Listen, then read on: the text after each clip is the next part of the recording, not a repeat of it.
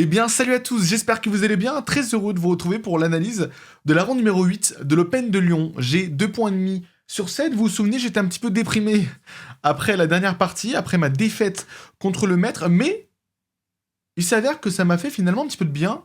J'ai, comme qui dirait, eu un petit déclic. J'ai eu l'impression, en tout cas, c'est-à-dire que j'arrive sur ce dernier jour de tournoi et je suis pas dans une optique où j'ai peur.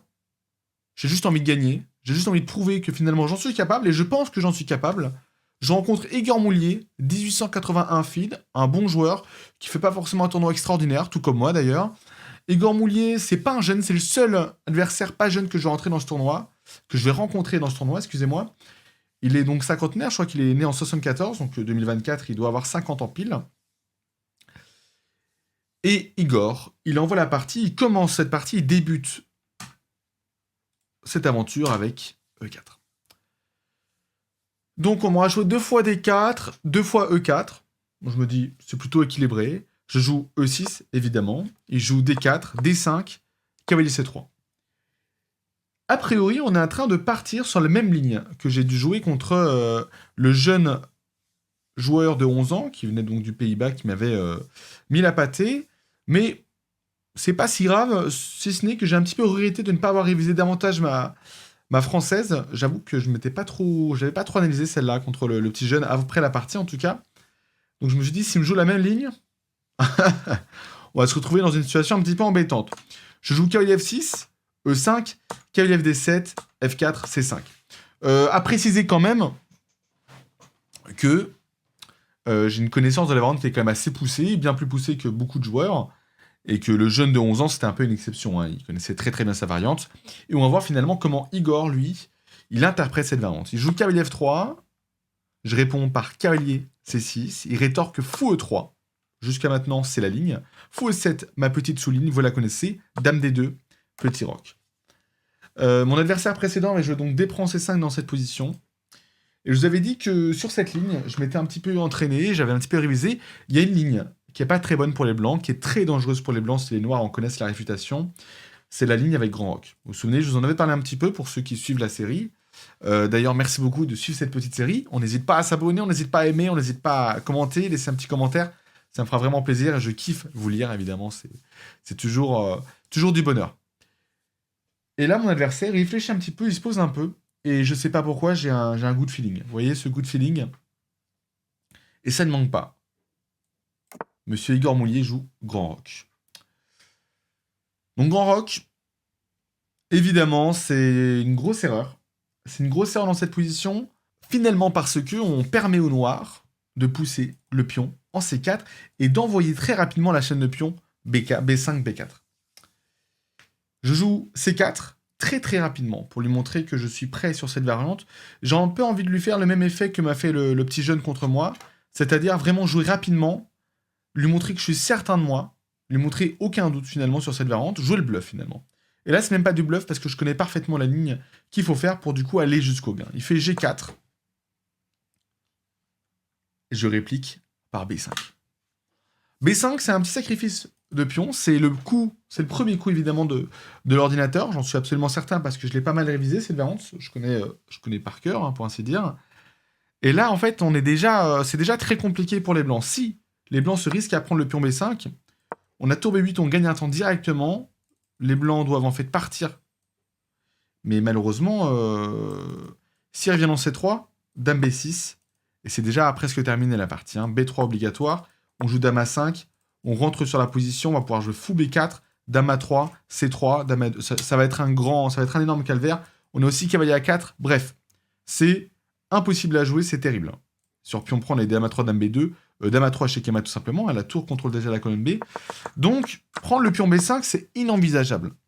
Le meilleur coup dans cette position, de mémoire en tout cas, c'était roi B1, qui paraît un petit peu... qui fait peur, hein, roi B1. On permet B4, mais c'est ce que conseille l'ordinateur sur cette variante, mais humainement, c'est très compliqué de le jouer, hein, évidemment. Mon adversaire, il a essayé d'anticiper la poussée, il a préféré jouer cavalier E2.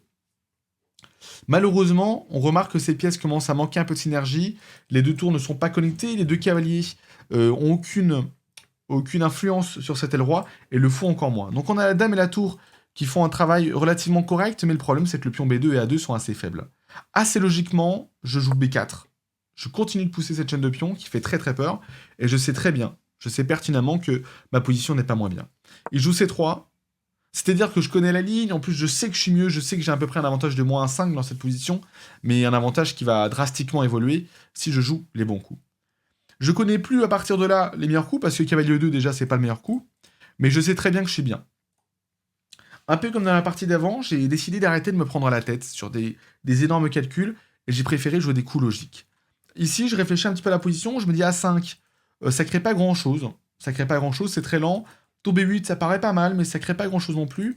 Je regarde dame A5, un coup actif. La dame, elle vient souvent sur cette case, dans ce genre de française. Des fois en C7, B6, A5. Elle met des pressions sur C3, et là, parallèlement, elle donne une pression sur A2. Pion A2 qui est très important à attaquer, évidemment, surtout sur cette ligne. Et je joue dame A5 assez tranquillement. J'ai très peu réfléchi dans cette partie, finalement. J'ai joué vraiment au feeling. Il y a un moment où je vais réfléchir, vous allez le voir un petit peu plus tard. Il joue roi B1. Je décide de continuer de jouer logique avec une menace supplémentaire. Je joue tour B8. Cette fois-ci, j'aligne ma tour avec le roi. Et on va commencer, on va débuter, on va introduire des menaces de prise en C3 pour tout simplement profiter du clouage sur B2. Hein, la menace, c'est pion prend, et sur cavalier prend, on a déjà des x3. Hein, et sur dame prend, je pense qu'on peut même faire fou B4, C3, ou même fou B4, fou A3. C'est injouable. C'est absolument injouable pour nos chers adversaires blancs. Si les blancs prennent en C prend B4, ce qui n'a pas été le coup immédiat, on a évidemment des fou prend B4 que j'avais prévus. Et sur dame C2, on joue fou A3. Et les seuls coups forcés que j'avais regardés, c'était fou C1. On a déjà des sacrifices sur fou prend B2. En tout cas, ça allait très très vite. C'est pour ça que cette dame A5 est si forte. Hein. On pousse le roi à aller en B1 et à s'aligner avec la tour. Donc ça, c'est absolument formidable. Il joue tour C1, il essaie de blinder tant bien que mal le pion C3. Malheureusement, il retire une case supplémentaire défensive pour son cavalier. Je devine à ce moment-là que c'est quand même très compliqué. Je joue cavalier B6. Je ramène une pièce à l'attaque. Pourquoi cavalier B6? On pourrait croire que ça bloque un peu la colonne de la tour. Mais l'optique, c'est vraiment de ramener une pièce en A4 en fait. Hein, et d'accentuer cette pression sur C3 pour tout simplement profiter de la colonne B. Mon adversaire, à ce moment-là, il décide de faire C prend B4, qui est la meilleure option, hein, évidemment. Si je prends, ou si je fais cavalier A4, c'est fin de la partie, évidemment. On imagine un coup au hasard. Là, cavalier A4, prochaine menace, c'est B prend A3. Et en fait, le pion B2 est indéfendable, c'est une tragédie pour les blancs. Il décide de prendre en B4. Et ça va être le premier moment de la partie où je vais commencer à réfléchir un petit peu. Jusque-là, j'ai pris en moyenne 1 à 2 minutes par coup. C'est des coups assez logiques. Il prend en B4. Et donc là, j'essaie de calculer. Je regarde quel est prend A4, évidemment, quel est prend B4 pour commencer. Mais je suis pas convaincu après la ligne. Donc je regarde ça, je regarde quel est A4, évidemment. Mais ça m'a l'air compliqué parce que j'ai l'impression que la dame revient, elle va pouvoir ramener la tour aussi. Ça lui permet d'avoir de l'espace, en fait, tout simplement. Je lui permets d'avoir de l'espace. Et moi, c'est pas vraiment ce que je veux. Dame prend B4, c'est inenvisageable, donc je commence à calculer la prise du fou.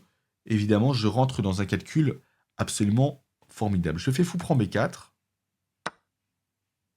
Il fait dame D1, donc jusque-là, j'étais pas tout à fait sûr du coup qu'il jouerait. Il joue dame D1. Et cette fois-ci, le calcul, il est parti. J'essaie de calculer une ligne forcée pour moi, dans cette position. J'essaie de trouver le meilleur coup. J'hésite entre C3, je regarde fou A3, je regarde cavalier A4, évidemment. Mais le coup, évidemment, qui me saute le plus aux yeux et qui me semble le plus évident ici, c'est cavalier A4. Je vous dis que ça me paraît évident parce que finalement, c'est le plan que j'avais choisi d'entreprendre avec cavalier D7, B6, A4. Le fou A3 ne va pas venir en A3 tout de suite, ce serait un peu tôt. C'est un peu dommage. Autant préparer parce que, comme le dit Jérémy Silman, citation que j'aime beaucoup, c'est un maître international américain, il dit « La menace vaut mieux que l'exécution ». Fou A3, on est déjà sur l'exécution. On crée le problème direct et les blancs doivent y répondre directement. Cavalier A4, finalement, c'est comme si on rajoutait un poids sur un petit poids qui rôdait autour de la tête de notre adversaire. On rajoute du poids supplémentaire et mon adversaire, je le sens bien qu'il est de plus en plus... il est de plus en plus incertain, il est en pleine... Il subit cette partie, un peu comme moi contre le jeune. Cette fois-ci, c'est moi qui ai l'ascendant, et en plus, sans désavantage matériel. Donc là, mon adversaire, Igor, le cher Igor Dosgor... Non, je boutade, hein, je suis très fan de Brice de Nice. C'est pour ça que quand je vois Igor, c'est Igor Dosgor. Pour ceux qui connaîtraient. Cherche pas, t'as tort. Et donc, ce cher monsieur Moulier, ce cher Igor, Dans cette position, je sens bien qu'il est très très embêté. Il essaye de trouver tant bien que mal des solutions, mais je vous dis qu'il a l'air très embêté, mais il reste stoïque. Hein. C'est ça la force aussi de certains joueurs d'échecs. À partir d'un certain niveau, il est presque 19 sans feed, hein. C'est un bon joueur, il a sûrement déjà eu plus. Mais c'est un bon joueur parce qu'il cache ses émotions, il ne me montre pas qu'il est en difficulté. Il joue tour C2 dans cette position, qui est un bon coup. Et je décide, d'une fois de plus, rajouter une pression sur B7. Je décide de jouer x3. J'attaque cette fois-ci 3 fois le pion B2. Il joue faux C1. Et c'est peut-être là que j'ai réfléchi 10 minutes dans ma partie. Je réfléchis pas mal de temps. Je regarde évidemment tous les sacrifices. Ce qui me gêne dans tous ces sacrifices, c'est qu'à chaque fois, je rêverais de pouvoir ramener en fait à la fin de mon sacrifice une tour. Hein, parce qu'on peut imaginer tout simplement un coup de fou G2. Bon, en l'occurrence ici, ce serait peut-être pas très très bon. Mais ah bah non, c'est au nord de jouer. Donc je regardais ça, je voyais donc fou prend B2, tour prend B2, cavalier prend B2, fou prend B2. Moi, je voulais en fait sacrifier. C'est vrai qu'on a peut-être des C3 hein, après coup, qui paraissent très forts. Mais je sais pas, j'étais pas ultra convaincu. Alors que ça a l'air très bon. Hein. Et en fait, je regardais ça, roi prend B2. C'était ça que je voulais jouer. Et en fait, je m'imaginais avec une tour déjà en B8. Et je me suis dit, là, la pression est à son comble. Qu'est-ce qu'il peut faire pour m'embêter? Qu'est-ce qu'il peut faire? Est-ce qu'il peut menacer la moindre chose? Je me dis, pourquoi pas améliorer encore ma position? Dans cette position, au lieu de tout simplement casser toute la pression, tout le stress qui s'est accumulé sur ces débuts de partie, je décide de jouer fou D7. Un coup assez simple. Fou D7, ça ne lui permet de rien faire. C'est ça que j'ai trouvé très sympathique. Ce fou va peut-être potentiellement un jour rentrer dans la position blanche, et de plus, je lis mes deux tours. C'est-à-dire que maintenant, toutes mes pièces sont développées, et j'ai un peu la position de rêve que je voulais avoir. Mon adversaire, il fait roi A1. Et instantanément, j'avais déjà calculé donc de tête la variante qui me permettrait de tout simplement confirmer mon avantage. Je calcule donc cavalier prend B2, fou prend B2, fou prend B2, on essaie de le faire de tête. Essayez de mettre sur pause si jamais vous voulez calculer un peu les positions délicates. Fou prend B2, tour prend B2, j'analyse tour prend B2 à nouveau, roi prend B2, tour B8. J'essaie de profiter tout simplement de ce roi qui arrive. Là, mon adversaire, il est obligé de revenir en A2, en C1 ou en A1, sinon j'ai dame prend A2. Mais le problème, c'est que dans tous les cas, moi j'ai rentré en dame A3 en menaçant une menace en B2. Donc je calcule tout ça de tête, et je me rends très bien compte que c'est très fort, parce que ce sacrifice, c'est un pseudo-sacrifice, parce qu'à la fin, dans tous les cas, moi j'aurai dame A2 qui menace donc mat en B2, et en même temps, dans le même temps, je menace le cavalier F3, qui est dans l'air. Je joue cavalier prend B2, avec beaucoup de certitude. Il répond par fou prend B2 échec, tour prend B2, roi prend B2, tour B1, tour B8 échec, et là je voulais mes adversaires à gauche, qui étaient un peu en mode waouh. Il est fort en fait. Le frérot, il est fort. Qu'est-ce qu'il fait là? Qu'est-ce qu'il fait dans les dernières tables? Qu'est-ce qu'il fait là? Au niveau des tables, on en est où? On est table 8, hein, mesdames, messieurs. Ah non, on est table 10. C'est un peu dur. Il décide de jouer roi 1 à tempo. Je réponds par dame A3, je menace dame B2, échec et mat. Évidemment, j'avais bien calculé, j'avais bien fait attention que le cavalier F3 ne puisse pas venir défendre par un coup quelconque. Il fait dame C2. Je fais dame prend F3. J'attaque la tour. Il joue tour G1. Et on pourrait croire que cette position est compliquée ou qu'il faut encore régler des problèmes. Mais là, je vois un coup qui me satisfait pleinement, qui me rend très très heureux. Je réfléchis un petit coup. Et je joue dame F2. J'en suis trop content de ce coup. J'ai plusieurs menaces en fait. J'ai plusieurs menaces. Ma première menace, c'est évidemment le pion D4. Il faut prendre en compte que sa tour ne peut pas bouger, sinon j'ai dame prend F1. Son cavalier ne peut pas bouger, sinon j'ai dame prend dame 1. Et si son cavalier bouge aussi, j'ai peut-être aussi dame E1 échec et mat. J'ai des attaques de mat en E1. Donc ça, c'est très fort. Je menace le pion D4. Donc maintenant, la question qu'on se pose, c'est comment est-ce qu'il peut défendre sa position. S'il fait quelque chose comme dame C3 ou dame D2, dame C3 semble être le meilleur coup. À chaque fois, j'ai cavalier prend D4. Et cavalier prend D4, c'est sublime parce que finalement, C'est un sacrifice de Kylie qui fonctionne parce que sur dame prend, j'ai dame 1 échec et mat, avec la tour qui contrôle la colonne B. Et sur cavalier prend, la tour n'est plus défendue. Et de plus, j'ai une position très très solide avec une chaîne de pions remarquable qui fait un énorme travail défensif. Mon adversaire joue dame D2. Il essaie de défendre à la case E1 tout en défendant le pion D4. Je pense qu'il n'avait pas vu la pointe finale. Et à tempo, une fois de plus, je joue K prend D4. Je finis cette partie avec approximativement 1h10 à la pendule. Mon adversaire doit avoir 30-40 minutes. Au bout d'une heure de partie, au bout d'une heure 15, 1h20 de partie, je remporte cette victoire. Une victoire qui fait beaucoup de bien. On va analyser, donc on va faire le passage en revue pour voir à quel point on a été précis. Je suis convaincu que c'est une excellente game. Mais une fois de plus, le bilan ne semble pas fonctionner, ce qui est un peu terrible. Donc on se retrouve tout de suite. Je vais essayer de trouver un moyen de faire fonctionner le bilan. A tout de suite. Mesdames, messieurs, nous revoici donc pour le bilan de cette partie. J'ai joué à 92% de précision. Mon adversaire a environ à 79%. On va regarder ça. Bon, je sais que le bilan, c'est une excellente partie. Il n'y a pas grand-chose à dire. C4 est excellent. B5 est excellent. Petit sacrifice sympathique. Là, assez sympathiquement. C'est que des excellents coups, en fait. Fou D7, il aime pas trop. On passe de -6 à -4. Mais ça reste un coup assez logique. Là, il préférait donc fou prend B2 directement. Et sur fou prend B2, c'est 3 direct. Et globalement, les blancs sont foutus. Mais c'était une ligne qui me semblait moins évidente que fou D7. Et après, roi 1, K prend B2, 2 points d'exclamation. Et écoutez, que dire de plus si ce n'est que... c'est une partie qui est quand même plutôt convaincante. Voilà, mesdames, messieurs. Donc une très bonne partie, très content. De ma part, donc, pour ceux qui se demanderaient ce qu'auraient dû jouer les blancs, à partir de C4, B5, c'est quand même très compliqué de défendre.